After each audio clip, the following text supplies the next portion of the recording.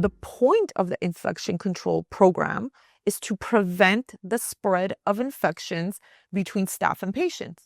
Also, you have a required effort for process improvement through QAPI. You have to process improve at least annually through the QAPI program.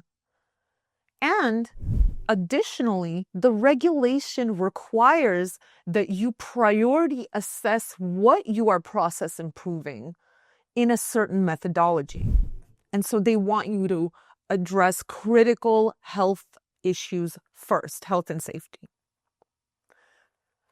All of these things that are seemingly random and kind of like not really related to each other combine to make your administrative compliance program. And as a result, the failure to do this for real and properly is going to result in bad patient care and bad patient outcomes. Now, you might be thinking, but why? I have the best nurses, they care, my home health aides are great, my bereavement program is fantastic. Yes, great. But without these administrative compliance processes, you are relying on a set of talented, caring, and motivated individuals to do the right thing every time and not skip corners when they're not being observed, which is fine. And I'm sure your entire staff is like that.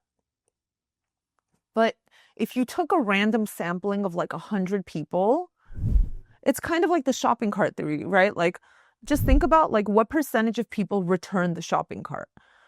Recently there was like something that came out that you could tell a good person by like who returns a shopping cart or whatever, because they were saying that the reason that you can tell like if someone's a good person or judge a character based on what they do with their shopping cart is because there's no consequence for not returning the shopping cart. It's just kind of like you're trying to be a good citizen and follow an orderly process.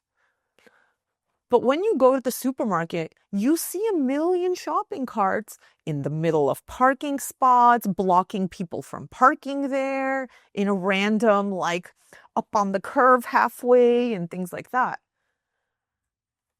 Just next time you're in a parking lot of a supermarket, go count the numbers of returned shopping carts versus the number of unreturned. That is going to be the general breakdown of how much of your staff is going to proactively do their absolute best to follow everything in your company that they think is right, whatever, all this stuff, versus the people that are going to do not like bad stuff, right?